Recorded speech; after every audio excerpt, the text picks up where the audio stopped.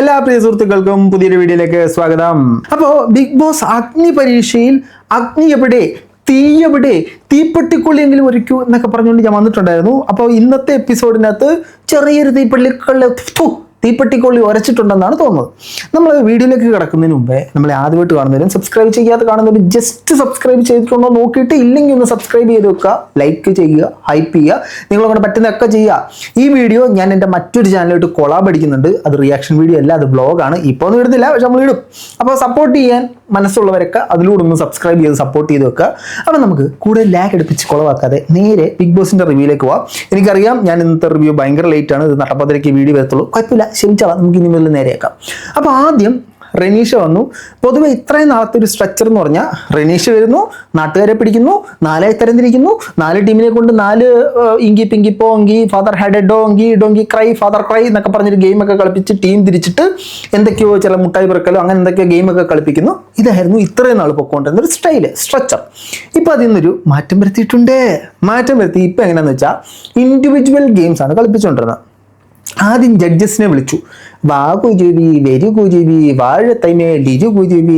എന്നിട്ട് ജഡ്ജസിനോട് പറഞ്ഞ കാര്യം ഞാനൊന്ന് കേൾപ്പിക്കട്ടോ.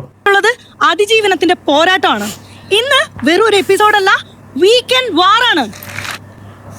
ഈ വാറെന്ന് നിങ്ങൾ ഉദ്ദേശിച്ചത് യുദ്ധം തന്നെ അല്ലേ?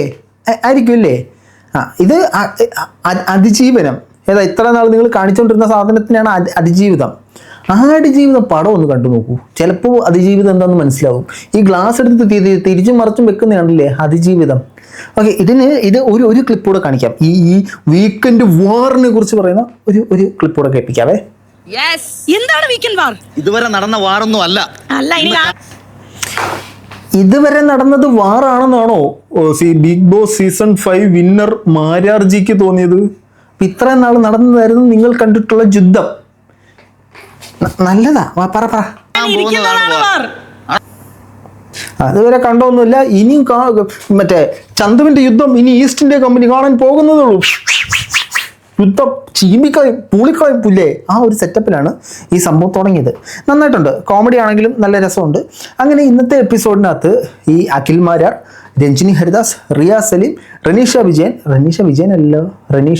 സലീം, റനീഷ, ഇവരുടെ കൂടെ 2 ഗസ്റ്റുകൾ കൂടെ വന്നു. ഒന്ന് ബിഗ് ബോസ് സീസൺ 2 വീണ നായരും അതേപോലെ തന്നെ നമ്മുടെ രജിത് സാർ. ഇവർ 2 പേരും ഗസ്റ്റായിട്ട് അവരോട്ട് വന്നിട്ടുണ്ടായിരുന്നു. ഈ ഗസ്റ്റിന് 1-2 പവറുകളുണ്ട്. പവർ ഞാൻ തുടക്കത്തിൽ തന്നെ പറയാം. Power simple power. ഇതിൽ നിന്ന് ആരെങ്കിലും 2 പേരെ പിടിച്ചിട്ട് എലിമിനേഷനിലോട്ട് ഇടാം. ഇതാണ് പവർ. ഓക്കെ, അത് അവിടെ നിന്നോട്ടെ, അത് നമുക്ക് അതിലേക്ക് വരാം. അപ്പോൾ ഇൻഫിനിറ്റി ടാഗ്, അതായത് ഈ ഇൻഫിനിറ്റിയുടെ കഴുത്തെ തൂക്കിയിടുന്ന വള്ളി ഉണ്ടല്ലോ, ആ വള്ളി കിട്ടിയിട്ടുള്ള 3 പേരാണ് ഇവർ. അപ്പോൾ ഇവരുടെ കഴുത്തെ കിടക്കുന്ന ഈ മാലയ്ക്കൊരു പ്രത്യേകത ഉണ്ട്. നിങ്ങൾക്കറിയാലോ, ഈ മാലയ്ക്കൊരു പ്രത്യേകത ഉണ്ട്. ഈ മാലയ്ക്ക് എല്ലാ എപ്പിസോഡിലും എന്തെങ്കിലും ഒരു പവർ കാണും. അപ്പോൾ കൂടുതലും ഇവർ എലിമിനേഷൻ പോകില്ല എന്നുള്ളതാണ് പവർ കിട്ടിക്കൊണ്ടിരുന്നത്. പക്ഷേ ഇന്ന് വെറൈറ്റി ആയിട്ട് പവർ യൂസ് ചെയ്തിട്ടുണ്ട്. നിങ്ങൾ ഈ അവരെ ഒന്ന് നോട്ട് ചെയ്ത് വെച്ചോ, ഇവരിലേക്ക് നമുക്ക് വരാം. അതിനുശേഷം ആസ് യൂഷ്വൽ ഇപ്പോൾ നടന്നുകൊണ്ടിരിക്കുന്ന പോലെ തന്നെ സംഘത്തിൽ നിന്നും ഒരാളെ ഇങ്ങനെ റനീഷ തെരഞ്ഞിട്ട് you stand up what is photosynthesis എന്നൊക്കെ ചോദിക്കുന്ന പോലെ പൊക്കിയിട്ട് സ്റ്റേജിന് മുന്നിൽ കൊണ്ട് നിർത്തിയിട്ട് അവരോടൊരു ചോദ്യം ചോദിക്കും. ചോദ്യം എന്ന് പറഞ്ഞാൽ അവർക്ക് സ്ക്രീനിൽ ഒരു വിഷയം കാണിക്കും. ആ വിഷയത്തെക്കുറിച്ച് 200 വാക്കുകളിൽ കവിയാത്ത ഒരു ഉപന്യാസമല്ലല്ലോ, പ്രസംഗം, അതിനെന്തോ പറയായിരുന്നല്ലോ, പ്രസംഗ മത്സരം കാഴ്ചവെക്കണം. അപ്പോൾ ഇതാണ് പൂജ അറിയാമല്ലോ, നമ്മളെ ആദ്യം മറ്റേ കുത്തി തുറക്കാൻ പറ്റാത്ത പൂജയ്ക്ക് കിട്ടിയതാണ് ഹൗസ് വൈഫ്. ഈ പൂജ ഒരു ഹൗസ് വൈഫാണേ. അപ്പോൾ പൂജയ്ക്ക് ഒരുപാട് കാര്യങ്ങൾ ഈ വിഷയത്തിൽ പറയാനായിട്ടുണ്ടാവും. ഈ ഹൗസ് വൈഫായിട്ടുള്ള പൂജ ഒരു കാര്യം പറഞ്ഞ് എനിക്ക് ഭയങ്കരമായിട്ട് സ്ട്രൈക്ക് ചെയ്തു. പൂജയോട് അങ്ങനെ സ്പീച്ച് അങ്ങനെ ഭയങ്കര സംഭവമായിട്ടൊന്നും എനിക്ക് തോന്നിയില്ല. പക്ഷെ പൂജ പറഞ്ഞ ഒരു പോയിന്റിനോട് എനിക്ക് ഒരു കാര്യം പറയാനുണ്ട്, നമുക്കൊന്ന് കേൾക്കാം. അവൾക്ക് പ്രത്യേകിച്ച് പണിയില്ല, അവള് വീട്ടമ്മയാ. നമുക്ക് പണിയില്ലേ? ഞാൻ അതാണ് ആലോചിക്കുന്നത്. ഞങ്ങൾക്ക് കാൽ തൊട്ട് വീണോരെ വരെ പണിയുണ്ടാവും. പക്ഷെ എല്ലാവരും പറയുന്നത് അവൾക്ക് ഒരു പണിയില്ല. ഇതാരെ ഈ മണ്ടത്തരമൊക്കെ പറയുന്നേ? ഹൗസ് വൈഫ് അല്ലേ, അവൾക്ക് ഒരു പണിയുമില്ല. ഹൗസ് വൈഫ് ചെയ്യുന്നതിനെ ഒരു പണിയായിട്ട് ഇവിടെ ആരും കണക്കാക്കിയിട്ടില്ല. നമ്മൾ ഇങ്ങനൊരു ചോദ്യം ചോദിക്കുമ്പോൾ പണി എന്തുകൊണ്ട് ഉദ്ദേശിക്കുന്നത് ഇവർ പോയി വർക്ക് ചെയ്ത് അതിന് സാലറി വാങ്ങുന്നതിനെയാണ് പണി എന്ന് ഉദ്ദേശിക്കുന്നത്. അപ്പം അങ്ങനെ നോക്കിക്കഴിഞ്ഞാൽ ഈ ഹൗസ് വൈഫ് എന്ന് പറയുന്നത് ഒരു പണിയല്ല, അതൊരു വലിയ റെസ്പോൺസിബിലിറ്റിയാണ്. അത് ഏറ്റെടുക്കാൻ പറ്റാത്ത പലരാണ് ഇതേപോലെ ഒരു പണിയൊന്നുമില്ല, വേലയും കൂലിയൊന്നും ഇല്ലായിരിക്കുക എന്ന് പറയുന്നത്. ഈ പണി എന്നുകൊണ്ട് ഉദ്ദേശിക്കുന്നത് സാലറീഡ് ജോബാണ്. ഈ ഹൗസ് വൈഫായിട്ടുള്ള ആളുകൾ വീട്ടിൽ ചെയ്യുന്ന ജോലിയെ സാലറി കൊണ്ട് മൂല്യനിർണ്ണയം ചെയ്യാൻ പറ്റില്ല. അതിന് മുകളിലാണ് അവർ ചെയ്യുന്ന സാധനം. ഒരു ഹോട്ടലിൽ പോയി കഴിഞ്ഞാൽ അവിടെ ഫുഡ് ഉണ്ടാക്കുന്ന ആളുണ്ടാവും, ഫുഡ് വിളമ്പുന്ന ആളുണ്ടാവും, ഫുഡ് കഴിച്ച് പാത്രം കഴുകുന്ന ആളുണ്ടാകും, ഒരു ലോണ്ടറി ചെന്ന തുണി അലക്കുന്ന ആളുണ്ടാവും, അത് ഡ്രൈ ചെയ്യുന്ന ആളുണ്ടാവും, അത് ഇസ്തിരി ഇടുന്ന ആളുണ്ടാവും. അതേപോലെ നമ്മൾ ഒരു വീട്ടമ്മയെ നോക്കിക്കഴിഞ്ഞാൽ അവർ ചെയ്യുന്ന ജോലികൾ വളരെ വലുതാണ്.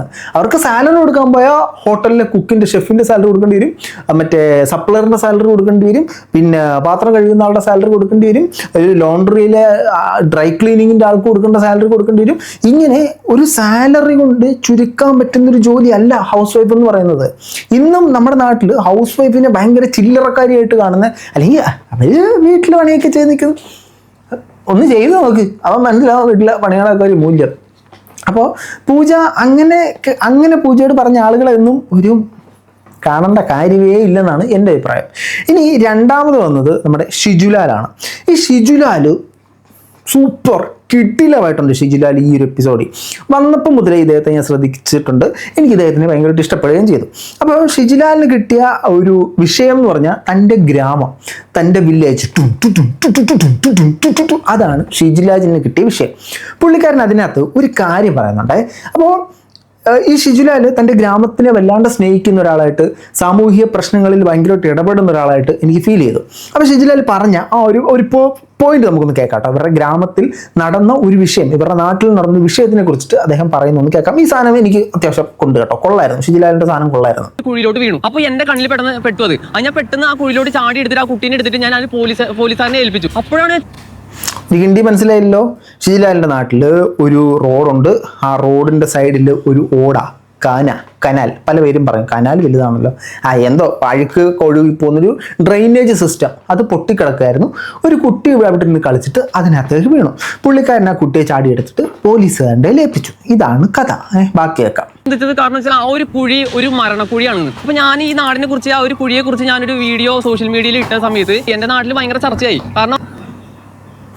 കാരണം ഇവിടെ പലരും പ്രതികരിച്ചിട്ടും അതിനെതിരെ ഒന്നും നടന്നില്ല എന്നാണ് അവരിപ്പോൾ ഈ സാധനത്തിലുണ്ടായ സംഭവം. ഈ ഷിജുലാലിൻ്റെ ഇൻസ്റ്റാഗ്രാം പേജ് ഞാൻ വല്ലാണ്ടൊന്ന് ആരാഞ്ഞ് പരിശോധിച്ചപ്പോൾ പുള്ളിക്കാരൻ വളരെയധികം സാമൂഹിക പ്രതിബദ്ധതയുള്ളൊരു വ്യക്തിയാണ്. ഇതേപോലത്തെ ആളുകൾ നമ്മുടെ നാട്ടിൽ വേണം. സാമൂഹിക വിഷയങ്ങളിൽ ഇടപെടുന്ന പല വിഷയങ്ങൾക്കെതിരെയും പ്രതികരിക്കാൻ കൽപ്പുള്ള ആളുകൾ വേണം. ഈ ഷിജുലാൽ ഇല്ലാത്ത ലാസ്റ്റ് ഒരു സ്ഥലത്ത് പറയുന്നുണ്ടായിരുന്നു, എൻ്റെ ലക്ഷ്യം എന്ന് പറഞ്ഞാൽ ഈ ഷോ കാണുന്ന പലരും എന്നെപ്പോലായി തീരണമെന്നുള്ളൊരു സാധനമാണ് പറഞ്ഞത്. അപ്പോൾ പുള്ളിയുടെ ഇൻസ്റ്റയിൽ നമ്മൾ പരിശോധിച്ച് കഴിഞ്ഞാൽ ഒരുപാട് ആനുകാലിക വിഷയങ്ങളിൽ പുള്ളിക്കാരൻ ശബ്ദമുയർത്തുന്നതായിട്ട് ഞാൻ കണ്ടു. വേസ്റ്റ് കൊണ്ട് നിക്ഷേപിക്കുന്നതിനെ കുറിച്ച്, ഈ പറയുന്ന മറ്റേ ഡ്രെയിനേജ് സിസ്റ്റം പൊട്ടിപ്പോയതിനെ കുറിച്ച്, ഇങ്ങനെ ഒരുപാട് സോഷ്യൽ ഇഷ്യൂസ്, പല ആൾക്കാർക്കും സംസാരിക്കാൻ ഭയമുള്ള സോഷ്യൽ ഇഷ്യൂസിനെ കുറിച്ച് അദ്ദേഹം സംസാരിക്കുന്നത് കേട്ടു. അപ്പോൾ ഇപ്പം പറഞ്ഞ ഈ വിഷയം നമുക്കൊന്ന് കേൾക്കാം. ഇദ്ദേഹത്തിൻ്റെ നാട്ടിൽ റോഡ് സൈഡിൽ ഒരു കാനയുണ്ടായിരുന്നു, ഒരു ഓടയുണ്ടായിരുന്നു, അത് പൊട്ടുന്നു, അതിനകത്തൊരു കുട്ടി വീഴുന്നു, ആ കുട്ടീനെ പൊക്കി ഇദ്ദേഹം ആശുപത്രി കൊണ്ടുപോകുന്നു. ഇതിനെതിരെ പ്രതികരിച്ച ശേഷം ആ സ്ഥലത്തുള്ള മറ്റേ പൊളിറ്റീഷ്യൻസ് ഇടപെട്ടിട്ട് അത് ശരിയാക്കുന്നു. ഇത് ഈ ഷിജുലാൽ അദ്ദേഹത്തിൻ്റെ ചാനലിലിട്ട്, ഇൻസ്റ്റാഗ്രാം പ്രൊഫൈലിട്ട വീഡിയോ നമുക്ക് കാണാം. ഇത് എരുമാടി കാഴ്ചയിൽ നല്ല മനോഹരമായ നാട്. പക്ഷെ നേരിട്ട് കണ്ടാലോ ഇവിടുത്തെ നാടും നാട്ടുകാരും ഉണരുന്നത് ഇവിടുത്തെ ഈ അഴുക്കുചാലിന്റെ സുഗന്ധത്തിലാണ്. ഇതിലൂടെ ദിവസവും നടക്കുന്നത് നമ്മുടെ കുട്ടികളും പ്രായമായ ആളുകളാണ്. ഒന്ന് കാല് വഴുതി വീണത് ആരാണ് ഉത്തരവാദി? റോഡിനോട് ചേർന്നുള്ള ഈ അഴുക്കുചാൽ ഇതൊരു ചെറിയ പ്രശ്നമല്ല കേട്ടോ, വലിയ അപകട സാധ്യതയാണ്. അതുകൊണ്ട് വാർഡ് മെമ്പറും പഞ്ചായത്ത് ഹെൽത്ത് അധികൃതരും വൈകാതെ നടപടിയെടുക്കണം. ചാല് വൃത്തിയാക്കണം, മൂടിയിടണം, നമ്മുടെ നാടിനെ സുരക്ഷിതമാക്കണം. ഇതൊരു അപേക്ഷയല്ല കേട്ടോ, നമ്മുടെ അവകാശമാണ്. ഇന്നലെ എടുത്ത അഴുക്കുചാലിന്റെ വീഡിയോ ചെറിയ റീല് മാത്രമായിരുന്നു, പക്ഷെ അതിന്റെ ശക്തി വലുതായിരുന്നു. ഇന്ന് പഞ്ചായത്ത് മുനിസിപ്പാലിറ്റി അധികൃതർ വന്ന് അത് ക്ലീൻ ചെയ്തു തന്നു. ഇതൊരു തെളിവാണ്. ഒരാൾ സംസാരിച്ചാൽ മാറ്റം തുടങ്ങും, ഒരു വീഡിയോ എടുത്താൽ അതിനൊരു പ്രതികരണം ഉണ്ടാകും. ഇനി അടുത്തപടി ഈ ചാല് പൂർണ്ണമായി മൂടി സുരക്ഷിതമാക്കണം. വൃത്തിയും സുരക്ഷയും ഈ നാടിന്റെയും ഈ ജനങ്ങളുടെയും അവകാശമാണ്. കൊള്ളാം. ഈ സാധനം എനിക്ക് ഇഷ്ടപ്പെട്ടു. പുള്ളിക്കാരൻ നടത്തിയൊരു പ്രതികരണം റെക്കോർഡിക്കലാക്കി ഡോക്യുമെൻ്റാക്കി ചാനലിലിടുകയും അതിനെക്കുറിച്ച് വീണ്ടും സംസാരിക്കാനുള്ള മനസ്സ് കാണിക്കുകയും ആ ചാനലിൽ തന്നെ പേജിൽ തന്നെ പലയിടങ്ങളിലായിട്ട് പല സോഷ്യൽ ഇഷ്യൂസിനും വേണ്ടി സംസാരിച്ചു. കൊള്ളാം, സൂപ്പർ നൈസ്, അടിപൊളിയായിട്ട് സംസാരിക്കുന്നുണ്ട്. എനിക്ക് ഇഷ്ടപ്പെട്ടു കേട്ടോ. ഷീലാലിന് എനിക്ക് എന്നെ മനസ്സിൽ ഓർമ്മയുണ്ട് കേട്ടോ. നമുക്ക് മുന്നോട്ട് പോകുമ്പോഴത്തേനും കാണാം. അത് കഴിഞ്ഞിട്ട് അടുത്തായിട്ട് വന്നത് എൽദോ ജോർജ് ആണ്. എൽദോ ജോർജിൻ്റെ സംസാരം ഭയങ്കര മെച്ചുവേർഡ് ആയിട്ടുള്ള സംസാരമാണ്. ഇദ്ദേഹം ഒരു അധ്യാപകനാണ്. അധ്യാപകനായതുകൊണ്ട് തന്നെ പുള്ളിക്കാരന് സംസാരിക്കാനായിട്ട് നല്ല സ്കില്ലുണ്ട്. പുള്ളിക്കാരന് അത്യാവശ്യം നല്ല രീതിക്ക് സംസാരിക്കുന്നുണ്ടായിരുന്നു. അദ്ദേഹത്തിന് കിട്ടിയ വിഷയം പരാജയം എന്ന വിഷയത്തെക്കുറിച്ചിട്ടാണ് എൽദോ സംസാരിച്ചത്. അത്യാവശ്യം നല്ല രീതിക്ക് പുള്ളിക്കാരൻ സംസാരിച്ചു. അറിയാലോ, ഒരു അധ്യാപകനാണ്. അവരുടെ നിലനിൽപ്പെന്ന് പറയുന്നത് തന്നെ നാക്കാണ്. അദ്ദേഹം നന്നായിട്ട് സംസാരിച്ചു. അതിൽ നിന്നൊരു ചെറിയ ഭാഗം നമുക്ക് അടർത്തിയെടുത്തി കണ്ടുനോക്കാം. എൽഡോന്റെ ഉള്ളിൽ ഒരു തീ ഉണ്ട്. അത് sometimes some people are blessed with ഭയങ്കര ക്ലാരിറ്റി ഓഫ് സ്പീച്ച് ഉള്ള വ്യക്തിയാണ് എൽഡോ. ഈ എൽദോയുടെ എനിക്ക് സെയിം രഞ്ജിനി പറഞ്ഞ അതേ ഒപ്പീനിയനാണ് തോന്നുന്നത്. വളരെ ക്ലാരിറ്റിയോടെ ഓരോ സെൻറ്റൻസും കൃത്യമായി അറേഞ്ച് ചെയ്ത് വളരെ നന്നായിട്ടാണ് അദ്ദേഹം ആ ഒരു സ്പീച്ച് പ്രസൻറ്റ് ചെയ്തത്. ഈ പരാജയത്തിൽ നിന്നാണ് പല ആൾക്കാരും ഉയർച്ചയിലേക്ക് പറന്നു വരുന്നത്. അപ്പോൾ ആ പരാജയം എങ്ങനെയാണ് അദ്ദേഹത്തിൻ്റെ ജീവിതത്തിൽ സംഭവിച്ചത്, ആ പരാജയത്തിൽ നിന്ന് എങ്ങനെയാണ് ഉയർന്നു വന്നതെന്നൊക്കെ ഉള്ളതാണ് കഥ. അപ്പോൾ സംഭവം കൊള്ളായിരുന്നു. പുള്ളിക്കാരൻ്റെ സ്പീച്ച് നൈസായിരുന്നു. അപ്പോൾ ഈ തവണ എനിക്ക് തോന്നുന്നു അഗ്നി പരീക്ഷയിൽ കുറച്ചൊരു ചൂട് പിടിക്കുന്ന സാധനങ്ങളൊക്കെ കുറച്ച് വന്നിട്ടുണ്ട്.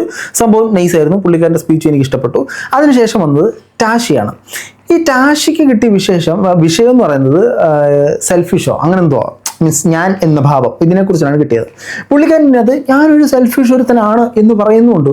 അതിൻ്റെ ബാക്കി എല്ലാവരും കൂടെ ചേർന്ന് എതിർക്കുന്നുണ്ട്. എടാ, അതിനകത്ത് വരുന്നൊരു സെൽഫിഷാണ്, അല്ലെങ്കിൽ പിന്നെ താശി കപ്പ് കൊണ്ടുപോകട്ടെ, ഫസ്റ്റ് താശിയും കൊണ്ട് എന്ന് നിങ്ങൾ ചിന്തിക്കുമോ? ഇല്ല, എല്ലാ മനുഷ്യനും സെൽഫിഷാണ്. നമ്മുടെ കാര്യമാണ് നമ്മൾ ഫസ്റ്റ് പ്രയോറിറ്റി കൊടുക്കുക. നമ്മുടെ കാര്യങ്ങൾക്ക് പ്രയോറിറ്റി കൊടുക്കാതെ മറ്റുള്ളവരെ സ്വന്തം ജീവിതം പോലും കളഞ്ഞ് ചെയ്യുന്നവരുണ്ട്, ഇല്ലെന്നൊന്നും ഞാൻ പറയുന്നില്ല. എന്നാലും മെജോറിറ്റി ആളുകൾ എനിക്ക് കിട്ടണം, അപ്പം സെൽഫിഷ് ആയിട്ടൊരു തണ്ടിയാണ് എന്ന് ചിന്തിക്കുന്നവർ തന്നെയാണ്. താശി പറഞ്ഞ ഒരു ചെറിയ ഭാഗമാണ്. കണക്ട് ചെയ്യാൻ നോക്കിയിട്ട് അവിടുത്തെ മറ്റേ ഫ്യൂണറൽ പരിപാടി അത് ഇതും എല്ലാം നോക്കി ആക്സിഡൻസിന്റെ ലിസ്റ്റ് നോക്കി ഇങ്ങനെ ഒരു ആക്സിഡന്റ് ആക്ച്വലി അവിടെ നടന്നില്ല. നിങ്ങൾക്ക് പരിപാടി ഒന്നും മനസ്സിലായില്ലോ? മെഹുന, ഞാൻ പറഞ്ഞുതരാം. അതായത് പുള്ളിക്കാരന് കിട്ടിയത് ഈ മറ്റൊരാളെ സ്നേഹിക്കുന്ന സെൽഫിഷ് എന്ന് പറയുന്ന, മറ്റൊരാളെ സ്നേഹിക്കാത്ത സെൽഫിഷ് എന്ന് പറയുന്ന ക്യാരക്ടറാണ്. അപ്പോൾ പുള്ളിക്കാരൻ പറഞ്ഞത് പുള്ളിക്കാരൻ്റെ ജീവിതത്തിലുണ്ടായ ഒരു പ്രണയത്തെക്കുറിച്ചിട്ടാണ്. പുള്ളിക്കാരൻ്റെ ഒരു പ്രണയം ഉണ്ടാകുന്നു. ആ പെൺകുട്ടിക്ക് വേണ്ടി താൻ പലതും ചെയ്യുന്നു. താൻ തൻ്റെ ഭാവി തന്നെ തുലയ്ക്കുന്നു. തനിക്ക് കിട്ടുന്ന അവസരങ്ങളെല്ലാം പെണ്ണിന് വേണ്ടി കൊടുക്കുന്നു. അങ്ങനെ ഇരിക്കുക ആ പെണ്ണ് വിദേശത്തേക്ക് ജോലിയായിട്ട് പോകുന്നു. വിദേശത്തേക്ക് പോയതിന് ശേഷം ആ പെൺകുട്ടിക്ക് അവിടെ ഒരു വലിയ ആക്സിഡൻറ്റ് സംഭവിക്കുന്നു. ആക്സിഡൻറ്റ് സംഭവിച്ചതിന് ശേഷം ഈ പെൺകുട്ടിക്ക് എന്ത് പറ്റിയെന്ന് യാതൊരു തരത്തിലുള്ള വിവരവും കിട്ടുന്നില്ല. അങ്ങനെ പുള്ളി എംബസി വഴി അവിടെ ഇവിടെയെല്ലാം തെരഞ്ഞു പിടിച്ചിട്ട് ആ സ്ഥലത്ത് നമ്മൾ റീച്ച് ചെയ്തപ്പോൾ നോക്കിയപ്പോഴത്തേനും അവിടെ ഇങ്ങനെ ഒരു ആക്സിഡൻറ്റേ നടന്നിട്ടില്ല. അതായത് അവനെ നൈസായിട്ട് തേച്ചു. ഇതാണ് സംഭവം. ഈ ബ്രേക്കപ്പ്, ലവ് ഫെയിലിയർ, തേച്ചിട്ട് പോയി, ഇസ്തിരിപ്പെട്ടി, ഈ സാധനമൊക്കെ കേൾക്കുമ്പോൾ എനിക്ക് ആദ്യം വരുന്ന ഫീലിങ്സ് ചിരിയാണ്. സത്യസന്ധമായിട്ട് ഞാൻ പറയുള്ളൂ, എനിക്ക് ചിരിയാണ് ഓർമ്മ വരുന്നത്. ബാക്കി കേൾക്കാം. ഓക്കെ, അതോടെയാണ് ഈ ജുൻ അന്നേരം ഒറ്റയടിക്ക് കേൾപ്പിച്ച് കഴിഞ്ഞാൽ സ്ട്രൈക്ക് വരും. അതുകൊണ്ട് കേട്ടോ ബ്രേക്ക് ചെയ്ത് കപ്പിച്ചേ. ആ സമയത്ത് ഇവൻ പറയുന്നത് ഞാൻ അതിൽ പിന്നെ സെൽഫിഷാണ്, എൻ്റെ കാര്യത്തിനാണ് ഞാൻ പ്രയോറിറ്റി കൊടുക്കുന്നതൊക്കെയാണ് പറഞ്ഞത്. അപ്പോൾ മോളെ തേപ്പേരി കാണും കേട്ടോ, കൊള്ളാം, നൈസായിട്ടുണ്ട്. ഇനി ആ പെൺകുട്ടിയുടെ ഭാഗം നമുക്കറിയില്ല കേട്ടോ, അതിനെക്കുറിച്ച് നമ്മൾ കേട്ടിട്ടില്ല. ഇനി ഇവർക്ക് ടാസ്ക് കൊടുത്തു. ടാസ്ക് ഇതാ നിങ്ങളിപ്പോൾ കാണുന്നുണ്ടല്ലോ, ഇതുപോലൊരു പെട്ടി. ഈ പെട്ടിക്കകത്ത് കുറേ കുറേ കുട്ടികൾ കുറേ കണ്ടസ്റ്റൻസ് കയറി നിൽക്കണം. ബാക്കിൽ സ്ക്രീനിൽ ഒരു നമ്പർ കാണിക്കും. അപ്പോൾ നിലവിലുള്ള കണ്ടസ്റ്റൻസ് 3 or 4 പെട്ടികൾ ഇതേപോലെ വെച്ചിട്ടുണ്ട്. ഈ പെട്ടിക്കകത്ത് നിൽക്കണം. ഫോർ എക്സാമ്പിൾ 3 എന്നൊരു സംഖ്യയാണ് പറയുന്നതെങ്കിൽ 3 വെച്ചിട്ട് ഇവരെല്ലാവരും കൂടെ സംഘം ചേർന്ന് നിൽക്കണം. അപ്പോൾ ഏതെങ്കിലും ഒരു പെട്ടിക്കകത്ത് 3 എന്നുള്ളത് 4 ആവും. അതിൽ നിന്നും അവരെല്ലാവരും കൂടെ ഇരുന്ന് നീ പോവോ ഞാൻ പോവോ, അറ്റി സിറ്റി വാട്ടർ പിപ്പി അക്കം തക്കം പൊക്കം, നീ പോയി നീ ഔട്ട് എന്നും പറഞ്ഞിട്ട് അവനെ ഔട്ടാക്കി വിടണം. ഇതാണ് ടാസ്ക്. ഇത് അത്യാവശ്യം കൊള്ളായിരുന്നു. ഇതൊരു ചില്ലറ പിള്ളേരുടെ കളിയായിരുന്നെങ്കിൽ പോലും ഈ കണ്ടസ്റ്റൻസ് അത് നൈസാക്കി എടുത്തു. ഇതിനകത്തെ കണ്ടസ്റ്റൻസ് എല്ലാം അത്യാവശ്യം കേപ്പബിലിറ്റി ഉള്ള ആളുകളാണ് ഇപ്പോൾ നിൽക്കുന്ന ആളുകൾ. കേപ്പബിലിറ്റി ഇല്ലാത്ത കുറച്ച് ആളുകൾ പുറത്തു പോയിട്ടുണ്ട്, കേപ്പബിലിറ്റി ഉള്ള കുറച്ച് ആളുകൾ പുറത്തു പോയിട്ടുണ്ട്. പിന്നെ അതിനെക്കുറിച്ച് പറഞ്ഞിട്ട് കാര്യമില്ലല്ലോ. അപ്പോൾ ഇതാണ് ടാസ്ക്. അപ്പോൾ ആദ്യം ഇവർക്ക് കൊടുത്തത് 3 എന്നൊരു നമ്പറാണ്. 3 വെച്ച് പിരിഞ്ഞു.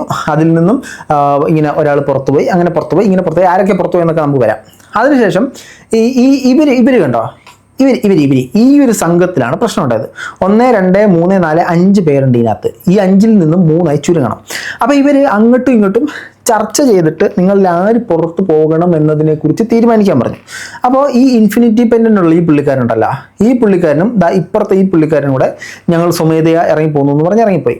അങ്ങനെ ഇദ്ദേഹം അത്യാവശ്യം ഈ പുള്ളി നല്ല ഫെയർ ആയിട്ട് കളിച്ചുകൊണ്ട് ഇദ്ദേഹത്തിന് ചാൻസ് കൊടുക്കുകയും അങ്ങനെ ഇവർ പറഞ്ഞ് ഈ എൽദോ എന്ന് പറയുന്ന ഈ പുള്ളിക്കാരനോട് പുറത്തിരിക്കാമെന്ന് വെച്ചു. അങ്ങനെ എൽദോ ഈ പുള്ളിക്കാരനോട് മാറിക്കൊടുത്ത് പുറത്തുപോയി. ഒരു ഗുണമുണ്ടായില്ല. തൊട്ടടുത്ത ഇതിനകത്ത് ഇദ്ദേഹം വീണ്ടും വന്നു. ഇദ്ദേഹത്തിന് എനിക്ക് മനസ്സിലായത് ഭയങ്കര ഇന്നസെൻ്റ് ആയിട്ട് നല്ലവനായ ഒരു ഉണ്ണി. അപ്പോൾ നല്ലവനായ ഉണ്ണി ആയതുകൊണ്ടായിരിക്കണം പുള്ളിക്കാരൻ പുറത്തു പോയത്. ഓക്കെ, അങ്ങനെ ആണ് ടാസ്കിനകത്ത് ഇത് മറ്റേ 5 എന്നൊരു നമ്പറാണ് രണ്ടാമത് കിട്ടിയത്. ഇവിടെയാണ് മറ്റേ അല്ല പെൺകുട്ടി ഉണ്ടല്ലോ മോഡലായിട്ടുള്ള ബ്രൗൺ സ്കിൻ, ഞാൻ സ്കിന്നിയോ ഡെസ്കി മോഡൽ, പുള്ളിക്കാരി ഒരു മരണമേസി കളി കളിച്ച് മനെ കാണിച്ചു തരാം.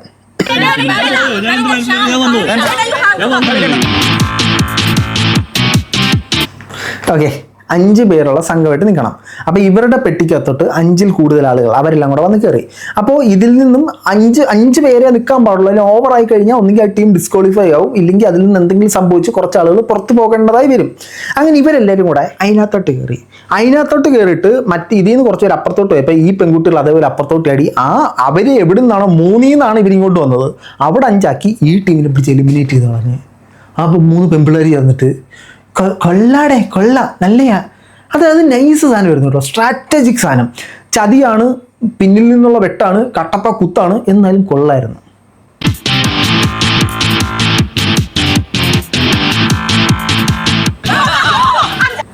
ദേക്കണ്ട അവർ 5 ആയി, ഇപ്പുറത്ത് ഇവന്മാർ 3 ആയിപ്പോയി. യവന്മാരെ പിടിച്ച് എലിമിനേറ്റ് ആക്കി ഔട്ടാക്കി വിട്ട് മറ്റേ പെൺകുട്ടി ഉണ്ടല്ലോ ഡെസ്കി മോഡൽ, പുള്ളിക്കാരി നൈസ് ക്രൂക്കഡ് ഗെയിം. പക്ഷെ എനിക്ക് ഒത്തിരി അടുത്ത് ഇഷ്ടപ്പെട്ടില്ല, എന്നാലും കൊള്ളായിരുന്നു.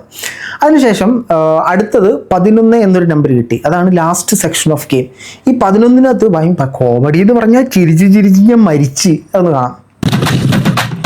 ഞാൻ കേറണമെങ്കിൽ ഇതിലൊരാൾ ഔട്ടാക്കണം, ഞാൻ കേറും. താൻ ആരുവാ? ഇതിൽ നിന്ന് ഒരാൾ ഔട്ടാക്കി ഞാൻ അകത്ത് കയറും. താൻ എന്തിനു കയറണം? Why should you be in? താൻ ആരാണ് അങ്ങനെ ഒരു ഓർഡർ ഇടാൻ? അതെനിക്ക് മനസ്സിലായില്ല കേട്ടോ. എനിക്ക് ശരിക്കും പുള്ളിക്കാരി എന്താ ഉദ്ദേശിച്ചതെന്ന് എനിക്ക് പിടിയിട്ടില്ല. നീ ഒരാൾ കയറാൻ വേണ്ടിട്ട് ഒരാൾ എന്തിനു വേണ്ടിട്ട് നമ്മൾ ഔട്ടാക്കണം? Nice question. നീ ഒരാൾ കയറാൻ വേണ്ടി നമ്മൾ എന്തിനാ ഒരാൾ ഔട്ടാക്കണം? അതിന് പകരം മോനെ നീ കയറണം അപ്പുറത്തേക്കുന്നതിനോട് പറഞ്ഞാൽ അവൻ ചാടി അതിനകത്തോട്ട് കയറിയ പോരെ. അങ്ങനെയാണ് സംഭവം. ഇതിനകത്ത് ഈ പർട്ടിക്കുലർ സാധനത്തിനകത്ത് ഈ പെൺകുട്ടിയാണ് പുറത്താകുന്നത്. ഈ പെൺകുട്ടി ഇവരെല്ലാവരും കൂടെ ചാടി അകത്തോട്ട് എറി. ഈ പെൺകുട്ടി മറ്റേ കൊക്ക് മീൻ പിടിക്കാൻ നിൽക്കുമല്ലോ, അതേപോലെ ഒരു കാല് പൊക്കി പുറത്തോട്ടിട്ട് മറ്റേ കാല് അകത്ത് കുത്തി എന്നപ്പോഴത്തേനും ഇവര് അങ്ങനെയാണ് പുറത്തായത്. അതിലും കോമഡി. അത് ഞാൻ കേൾപ്പിക്കാം, ആദ്യം ഇത് കണ്ടു തീർക്കാം.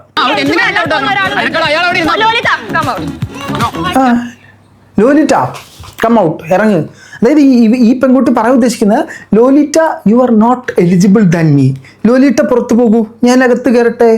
അപ്പം ആ പെൺകുട്ടി എന്തിനാണ് വന്നത്? മാങ്ങ പറിക്കാൻ വന്നതാണോ? ലോലിറ്റ എന്തിനാണ് അതിനകത്ത് വന്നത്? അത് ലോലിറ്റനെ പറഞ്ഞുണ്ടല്ലോ കടപ്പുറമുള്ളതും കുത്തിരിടിച്ച് മേടിക്കും. അതിനുശേഷം ഇവരോട് ചർച്ച ചെയ്ത് തീരുമാനിക്കാൻ പറഞ്ഞു, മെജോറിറ്റിയെ കണ്ടുപിടിക്കാൻ പറഞ്ഞപ്പോൾ നമ്മുടെ ഡാൻസ് കളിക്കുന്ന കുട്ടിയുണ്ടല്ലോ, മറ്റേ എനിക്ക് മനസ്സിലായില്ല, എന്നെ സ്ഥിരമായിട്ട് കാണുന്നവർക്ക് മനസ്സിലാകത്തുള്ളൂ, കേൾക്കാം. അപ്പൊ ആ പെൺകുട്ടി പറയുന്ന മറുപടി ഒന്ന് കേട്ടോണേ.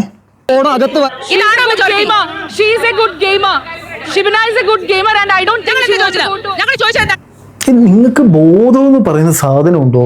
എനിക്ക് അറിയാൻ പാടില്ല എന്നിട്ട് ചോദിക്കുക. മെജോറിറ്റി പറഞ്ഞ ഒരാളെ പുറത്താക്കാൻ പറഞ്ഞപ്പോൾ Shibina is a good gamer എന്നാൽ അതിനകത്ത് നിന്നുകൊണ്ട് പറയുക. എന്നൊരു കാര്യം ചെയ്യും, മോൾ അങ്ങോട്ട് ഇറങ്ങി മാറി നിന്നിട്ട് ഷിബിനെ പിടിച്ച് അകത്തോട്ടിട്ട്. ഈ ഡബിൾ സ്റ്റാൻഡ് കളിക്കല്ലേ. ബിഗ് ബോസിനകത്ത് ഫസ്റ്റ് ചെയ്യേണ്ട സാധനം നിങ്ങളുടെ ഒപ്പീനിയൻ തുറന്നു പറയാനുള്ളൊരു ആത്മവിശ്വാസം കാണിക്കുക. ഇതെനിക്ക് ഇഷ്ടപ്പെട്ടില്ല. ഈ പുള്ളിക്കാരി ഇത്രയും നാളും കളിച്ച കളികളൊക്കെ എനിക്ക് ഇഷ്ടപ്പെട്ടു. ഇത് എനിക്ക് ഇഷ്ടപ്പെട്ടതേ ഇല്ല. എല്ലാവരും ആ പെൺകുട്ടി പുറത്തു പോകണമെന്ന് ആഗ്രഹിക്കുമ്പോൾ തനിക്ക് ആ പെൺകുട്ടി വേണമെന്നുണ്ടെങ്കിൽ താൻ മാസമായിട്ട് ഇറങ്ങി കൊടുത്തിട്ട് ആ പെണ്ണിനെ കയറ്റണം അകത്തേക്ക്, ഷിബിനെ അകത്തേക്ക് കയറ്റണം. അല്ലാതെ ഷിബിന ഔട്ടാവാന്ന് ആർക്കൊക്കെ താല്പര്യമുണ്ട്? Shibina is a good gamer. നിങ്ങൾ തന്നെ ഓഡിയൻസിന് ഇട്ട് കൊടുക്കുകയാണ്, ജഡ്ജസിന് ഇട്ട് കൊടുക്കുകയാണ് ഷിബിനെയാണ് ബെറ്റർ എന്നുള്ളത്. ആ പെണ്ണ് കയറി അങ്ങ് പോവും. നമ്മൾ എന്തൊരു ചെയ്തുകൊണ്ടിരിക്കും? ഇത് ദൈവമേ, ഇപ്പോഴും ഇതെന്താന്ന് ബോധമില്ലാത്ത ടീമുകളുണ്ട്. ഇത്രയും നാൾ വളരെ സ്ട്രോങ് ആയിട്ട് കളിച്ചുകൊണ്ടിരുന്നൊരു പെൺകുട്ടി കാട്ടിയ മണ്ടത്തരമാണ് നിങ്ങൾ കണ്ടുകൊണ്ടിരിക്കുന്നത്. മറ്റൊരു കണ്ടസ്റ്റൻ്റ് ആണ് സ്ട്രോങ്ങർ, ബെറ്റർ എന്ന് ചിന്തിക്കുമ്പോൾ നിങ്ങൾ എലിജിബിൾ അല്ല. നിങ്ങളുടെ പോരായ്മയാണ് അവിടെ കാണിച്ചുകൊണ്ടിരിക്കുന്നത്. മറ്റൊരാളെ അടിച്ച് താത്തി ചവിട്ടി കയറി പോകുന്നതാണ് ബിഗ് ബോസ് ഗെയിം.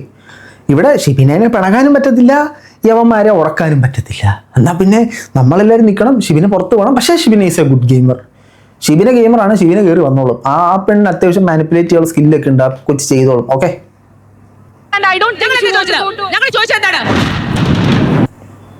എനിക്ക് ഇഷ്ടപ്പെട്ടു കേട്ടോ, രഞ്ജിനിയുടെ ഇതെനിക്ക് ഇഷ്ടപ്പെട്ടു. ഒരു കാര്യത്തിനും മെജോറിറ്റി ഡിസിഷൻ എടുക്കാൻ സ്കില്ലില്ലാത്ത ഒരു ടീമാണ് ഈ പെട്ടിക്കകത്ത് കയറി നിൽക്കുന്നത്. നിങ്ങൾ എന്തിനാ പേടിക്കുന്നത്? എന്തിനാണ്? ആ കൊച്ച് ഒരാൾ എന്തായാലും പുറത്ത് പോകണം. ഷിബിനെ പോട്ട്, നിങ്ങൾ സേഫ് അല്ലേ? ഇത് അങ്ങനെയല്ല, ഷിബിനെയും വേണം, ഞങ്ങളും വേണം. ഷിബിനെ അകത്തോട്ട് വന്നാൽ നിങ്ങളിൽ ഒരാളുടെ ഓപ്പർച്യൂണിറ്റി പോകുന്നവരെ അടിച്ച് വെട്ടിയിട്ട് കയറാൻ നോക്ക്. ഹേ, എനിക്ക് മനസ്സിലായില്ല ഇത് കളി എന്താണെന്നുള്ളത്. അങ്ങനെ ഈ ആൾക്കാരൊക്കെയാണ് ഔട്ട് ഹൗസിലേക്ക് വന്നത്. ഷിബിനെ അങ്ങനെ ഔട്ടാക്കി. അങ്ങനെ അതാണ്ട് ഇവരെല്ലാം ഔട്ടായോ, പൂജ ഔട്ടായി, പാവം. ഇവരെല്ലാം ഔട്ടായി പുറത്ത് വന്നു. അയ്യോ, അവനും ഔട്ടായ, എൽദോയും ഔട്ടായ. ഓക്കെ, ഇവരെല്ലാം പുറത്ത് വന്നു. ഈ പുറത്ത് വന്നതിൽ ദാണ്ട് ഇവരുടെ രണ്ടിൻ്റെ കഴുത്തേൽ ഇൻഫിനിറ്റി പെൻഡൻറ്റ് കിടപ്പുണ്ട്. ആയതിനാൽ ഇവരെ രണ്ടിനെയും ഔട്ട് ഹൗസിൽ നിന്നും ഔട്ടല്ലാത്ത ഇൻഹൗസിലേക്ക് മാറ്റി. ഇൻഹൗസിലേക്ക് മാറ്റിയിട്ട് ഇൻഹൗസിലുണ്ടായിരുന്ന 3 പേരെ ഈ ജഡ്ജസിൻ്റെ 2 സ്കിൽ പവർ ഉണ്ടെന്ന് പറഞ്ഞില്ലേ, വീണ നായരും രജിത് സാറും കൂടെ ചേർന്നിട്ട് 3 പേരെ എടുത്തിട്ട് ഔട്ട് ഹൗസിലേക്ക് ഇട്ടു. അവരിട്ട 3 പേരെന്ന് പറഞ്ഞാൽ, ഒന്ന് ഇവരാണ് രചന, 2 ഇദ്ദേഹമാണ്, ഇദ്ദേഹത്തിൻ്റെ പേര് ഞാൻ വിട്ടുപോയി, 3 ഈ പെൺകുട്ടിയാണ്. നൈസാ, എനിക്ക് ഇഷ്ടപ്പെട്ടത്. അങ്ങനെ അവർ വന്നു. അങ്ങനെ ഇരുന്നപ്പോഴത്തേനും ഈ ഇൻഫിനിറ്റി പെൻഡൻ്റ് ഉള്ള ഇദ്ദേഹം മാത്രം ഒരു സ്കില്ല്, ഈ ഇൻഫിനിറ്റി പെൻഡൻ്റ് ഉള്ളവർക്കൊക്കെ ഓരോ എപ്പിസോഡിലും ഓരോ ബെനിഫിറ്റ് കൊടുക്കും. അങ്ങനെ ഇദ്ദേഹത്തിന് മാത്രം ബെനിഫിറ്റ് ഒന്നും കിട്ടില്ല. മറ്റ് 2 പേര് കഴുത്ത മാല ഇട്ടിരിക്കുന്നുണ്ട്. അവരെ കടന്നു വരൂ, നമ്മൾ സേഫ് സോണിലേക്ക് കടന്നു വരൂ എന്ന് പറഞ്ഞ് സേഫ് സോണിലേക്ക് ആക്കി. അങ്ങനെ നമ്മുടെ രാകേഷ്, ഈ പുള്ളിനെ എനിക്ക് ഇഷ്ടപ്പെട്ടോ. ഫൺ പരിപാടിയാണ് ഫുള്ള്. എനിക്ക് ഇഷ്ടപ്പെട്ടു. എൻ്റെ ഒരു ക്യാരക്ടറുമായിട്ട് മാച്ച് ആയ ഒരു വൈബ് ടീം. അങ്ങനെ ഇദ്ദേഹത്തിന് കൊടുത്ത സ്കില്ലെന്ന് പറഞ്ഞാൽ, ഇന്നായ കുറേ പേര് ഇവിടെ, ഔട്ടാകുന്ന ഡേഞ്ചർ സോണിലുള്ള കുറേ പേര് അവിടെ. അപ്പോൾ ഇവരും തമ്മിൽ ഏറ്റുമുട്ടണം, സംസാരിക്കണം. നീ എന്തുകൊണ്ട് ഇന്നാവണമെന്ന് അങ്ങനല്ലല്ലോ, ഞാൻ എന്തുകൊണ്ട് ഇന്നാവണമെന്ന് ഞാൻ എന്തുകൊണ്ട് ഇന്നാവണമെന്ന് ഞാനും പറയണം. ഇതാണ് ഇവർ പറയേണ്ടത്. പക്ഷേ ഇവരെന്തൊരു തേങ്ങ പറഞ്ഞെന്ന് എനിക്ക് ഇതുവരെ മനസ്സിലായിട്ടില്ല. എന്തൊക്കെയോ ആഗോള വിഷയങ്ങളെ കുറിച്ചിട്ടൊക്കെ സംസാരിക്കുന്നത് കേട്ടു. നീ പൊളിറ്റീഷ്യനാണോ, ഞാൻ രാഷ്ട്രീയക്കാരനാണ്, എന്തൊക്കെയോ സംസാരിക്കുന്നത് കേട്ടു. അപ്പോൾ ആരും ഇന്നിലുള്ള ഒരാളും ഔട്ട് ഹൗസിലിരിക്കുന്ന ഒരാളും തമ്മിൽ സംസാരിച്ച് ജയിക്കണം. ആ സംസാരിക്കുന്ന ആൾ വേണം, അല്ല ഈ സംസാരിക്കുന്ന ആരൊക്കെ വേണമെന്ന് തീരുമാനിക്കുന്ന പവറാണ് ഈ രാകേഷിന് കൊടുത്തത്. പുള്ളി ഉൾപ്പെടെ പുള്ളിക്ക് ആരെ എതിർക്കണമെന്ന് തീരുമാനിക്കാം. ഞാനൊരു സംശയം ചോദിച്ചട്ടെ, പിന്നെ എന്ത് മാങ്ങത്തൊലിക്കാണ് ഈ ഔട്ട് ഹൗസ് എന്ന് പറഞ്ഞിട്ട് അവരെ പിടിച്ച് അവിടെ ഇരുത്തിയത്? അവർ ഔട്ട് ഹൗസ് എന്നും പറഞ്ഞ് അവിടെ ഇരിക്കുന്നു. ഓക്കെ, ഔട്ട് ഹൗസിൽ നിന്നും ഒരാൾ വരിക, ഇൻ ഹൗസിൽ നിന്നും ഒരാൾ വരിക, ഇവർ തമ്മിൽ ഞാൻ എന്തുകൊണ്ട് ഇവിടെ നിൽക്കണമെന്ന വിഷയത്തെക്കുറിച്ച് സംസാരിക്കുക. അപ്പോൾ പിന്നെ ഇന്നായവൻ എന്ത് മര്യാദയുള്ളത്? ബിഗ് ബോസ് ഒരു മര്യാദ കാണിക്കണം കേട്ടോ. തിരിച്ചാക്കിയിരുന്ന കൊള്ളായിരുന്നു. ഇന്നായിട്ടുള്ളവൻ എന്തുകൊണ്ട് ഔട്ടായവൻ നീ പുറത്തേക്ക് പോകണമെന്ന് എന്തുകൊണ്ട് പറയണം? ഇന്നായവൻ അങ്ങനെ ആയിരുന്നെങ്കിൽ സംഭവം നൈസായിരുന്നു. നിങ്ങൾക്ക് മനസ്സിലായോ? ഫോർ എക്സാമ്പിൾ, ഞാൻ ഔട്ട് ഹൗസിലാണ്, ഞാനിവിടെ വന്നിരിക്കുന്നു. ഇപ്പുറത്ത് ഇന്നിലുള്ള ഒരാൾ, സേഫ് സോണിൽ ഇരിക്കുന്ന ഒരാൾ, ഇയാൾ ഞാൻ പുറത്ത് പോകണമെന്ന് വാദിക്കണം, ഞാൻ ഇവിടെ നിൽക്കണമെന്ന് വാദിക്കണം. ഇതങ്ങനല്ല, 2 പേരും ഞാനിവിടെ നിൽക്കുക എലിജിബിൾ എന്നാണ് വാദിച്ചേ. മറ്റവനെ പിന്നെ എന്തിനാണ് ഈ ഔട്ട് ഹൗസ് എന്ന് പറഞ്ഞ് ഡേഞ്ചർ സോൺ എന്ന് പറഞ്ഞൊരു നിർത്തുന്നു? നിങ്ങൾക്ക് പിടിയിട്ടില്ല. നിങ്ങൾക്ക് ആർക്കെങ്കിലും പിടിയിട്ടുന്നുണ്ടെങ്കിൽ കമൻറ്റുകൾ രേഖപ്പെടുത്തു. അങ്ങനെ ദാണ്ടെ ഇവരെ 4 പേരെയും പിടിച്ചിട്ട് എവിക്റ്റാക്കി വിട്ട്, 4 പേരും പിടിച്ചെടുത്തിട്ട് കൂടുതൽ സമയം ഒന്നും കളയല്ല, 4 എണ്ണം ഇറങ്ങിപ്പോകും എന്ന് പറഞ്ഞിട്ട് 4 എണ്ണത്തിനെ പിടിച്ച് പറഞ്ഞു വിട്ട്. ഇതിനകത്ത് ഇദ്ദേഹം ഒരു നല്ല വ്യക്തിത്വത്തിന് ഉടമയായിട്ടോ. ബിഗ് ബോസ് ഹൗസിൽ പോയി കഴിഞ്ഞാൽ കഷ്ടപ്പെടും, പോകുന്നതാണുള്ളത്. ഈ പുള്ളിക്കാരി അങ്ങനെ വലുതായിട്ട് ശ്രദ്ധയിൽപ്പെട്ടിട്ടില്ല, പക്ഷെ നൈസായിരുന്നു. ഇദ്ദേഹം പോയതിൽ എനിക്ക് അധികം വിഷമമുണ്ട്, നൈസായിരുന്നു. ഈ പുള്ളിക്കാരി പോയതിലും എനിക്ക് നല്ല വിഷമമുണ്ട്. ഈ പുള്ളിക്കാരി അത്യാവശ്യം വിസിബിളായിട്ട് എൻ്റെ പെർസ്പെക്റ്റീവിൽ അത്യാവശ്യം നല്ലൊരു കണ്ടസ്റ്റൻ്റായിട്ട് എനിക്ക് തോന്നിയത് ഇവരെ രണ്ടിനെയാണ്. പക്ഷേ ഇവരെ രണ്ടും പുറത്ത് പോയി. എന്തൊരു തേങ്ങയാണെന്ന് എനിക്ക് മനസ്സിലായിട്ടില്ല. ഇതൊക്കെയാണ് ഇന്നത്തെ ബിഗ് ബോസിൽ സംഭവിച്ചത്. അപ്പോൾ ഇതിനു മുമ്പ് നടന്ന സീസൺ എപ്പിസോഡുകളെ അപേക്ഷിച്ച് കുറച്ചും കൂടെ ഇൻട്രസ്റ്റിംഗ് ആയിരുന്നു. ലേശം തീ പിടിക്കണമെങ്കിൽ ആദ്യം പാത്രം വെച്ചിട്ട് അടി തീ കൊടുക്കണമല്ലോ. തീ കൊടുത്തിട്ടുണ്ട്, ചെറുതായിട്ട് ചൂടായി തുടങ്ങിയിട്ടുണ്ട്. ഇനി അഗ്നി പരീക്ഷയായി മാറുമെന്ന് അറിയത്തില്ല. 3 ഗോളങ്ങൾ എന്നൊക്കെ പറഞ്ഞുകൊണ്ടാണ് മാരാരെയും രഞ്ജിനിയെയും റിയാസിനെയൊക്കെ വിളിച്ചത്. ഇത് ഗോള എന്ത്?